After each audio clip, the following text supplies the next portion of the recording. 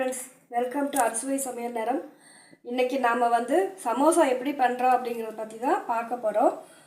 அதுக்கு நான் medium size உருளைக்கிழங்கு 4 உருளைக்கிழங்கு வேக வச்சு எடுத்திருக்கேன். பச்சை பட்டாணி அதையும் நான் வேக வச்சு எடுத்திருக்கேன்.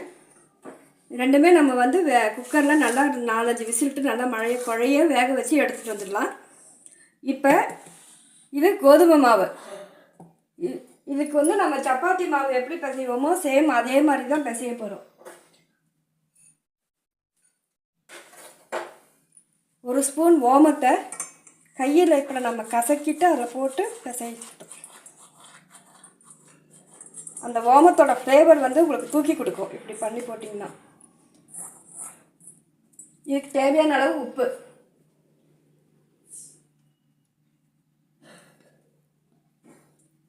நம்ம எப்பயும் போல் பிசைஞ்சிக்கலாம். சப்பாத்தி மாவு பிசைகிற அதே சேம் மெத்தட் தான். 2 ஸ்பூன் எண்ணெய் விட்டு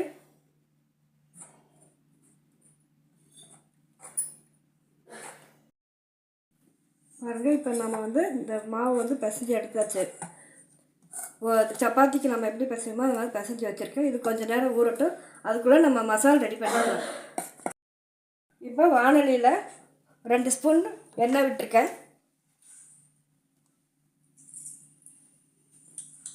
கடுகு, 2 உளுத்தம்பருப்பு, சீரகம் நல்லா பொரிச்சதுக்கப்புறம் நம்ம இந்த மசிச்சு வச்சுருக்க இந்த உருளைக்கிழங்கு, வேக வச்ச உருளைக்கிழங்கையும் இந்த பட்டாணியும் நம்ம அதில் போட்டு நல்லா மேஷ் பண்ணிக்கலாம்.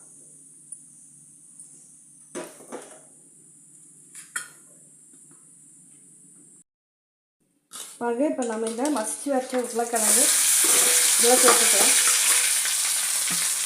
அப்புறம் பட்டாணி, ஒரு சின்ன சைஸ் கேரட்டை நான் இதை துருவி எடுத்திருக்கேன். அதையும் போட்டுக்கிறேன். பொடி பொடியாக கட் பண்ணியிருக்கிற கொத்தமல்லி தழை,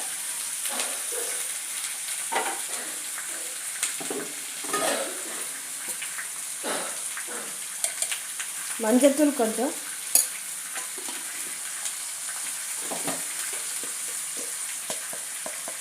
ஒரு ஸ்பூன் மிளகாய்த்தூள்,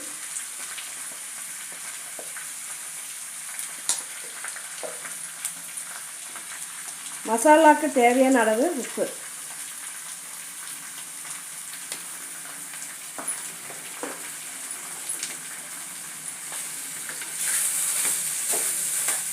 எல்லாமே நல்லா கலந்து விட்டு ஒரு 2 நிமிஷம் வேக விட்டால் போதும். ஏன்னா ஏற்கனவே உருளைக்கிழங்கு, பட்டாணி எல்லாமே வெந்திருக்கு.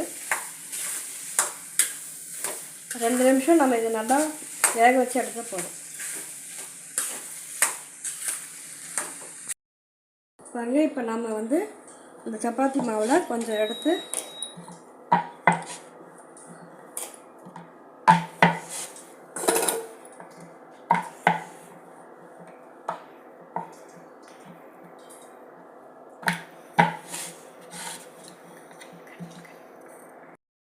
பாருங்க. இப்போ நம்ம இந்த ஒரு சப்பாத்தி பண்ணியிருக்கோம். அதில் பாதியாக நம்ம கட் பண்ணிக்கலாம். இந்த ஒரு பாதியில்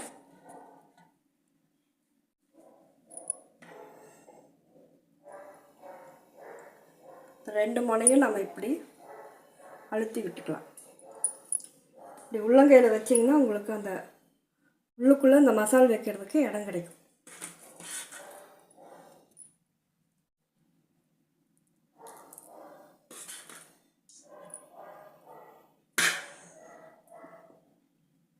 மசாலா வச்சுட்டு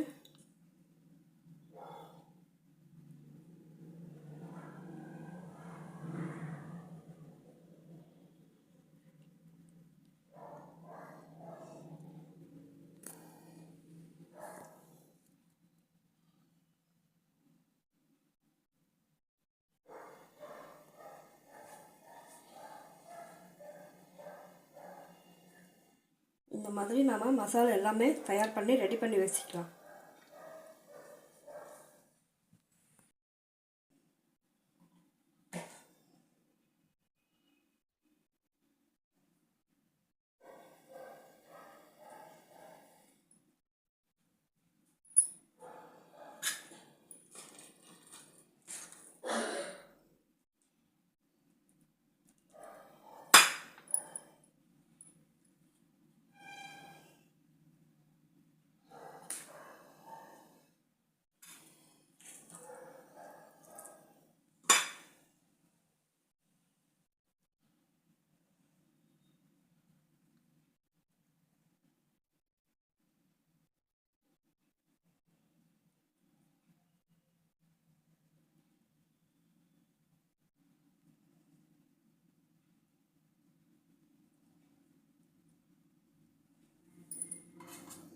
நம்ம இந்த மாதிரி எல்லாத்தையும் செஞ்சு எடுத்துக்கலாம்.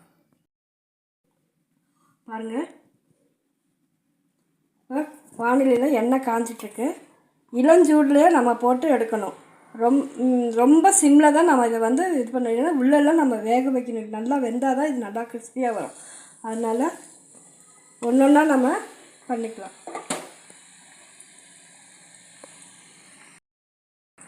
பாருங்கள், இந்த மாதிரி 2 பக்கமும் நல்லா இளஞ்சிவப்பு, நல்லா சிவப்பாக வறுத்து நம்ம இது பண்ணி எடுத்துக்கலாம். இதே மாதிரி எல்லாத்தையும் நம்ம ஒவ்வொன்றா போட்டு இந்த மாதிரி பொரித்து எடுத்துக்கலாம். சமோசா ரெடி.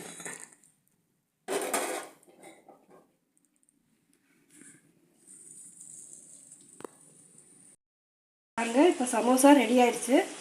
இதோட டொமேட்டோ சாஸு இல்லைன்னா கெச்சப்பு எதுனாலும் நீங்கள் சைட் டிஷ்ஷாக வச்சு சாப்பிட்டீங்கன்னா, குழந்தைங்களுக்குலாம் ஸ்கூல் விட்டு வந்தது செஞ்சு கொடுத்தீங்கன்னா ரொம்ப நல்லா டேஸ்ட்டாக சாப்பிடுவாங்க. ஓகே, இந்த வீடியோ பிடிச்சிருந்ததுன்னா லைக் பண்ணுங்கள், ஷேர் பண்ணுங்கள், சப்ஸ்கிரைப் பண்ணுங்கள். Okay, thank you.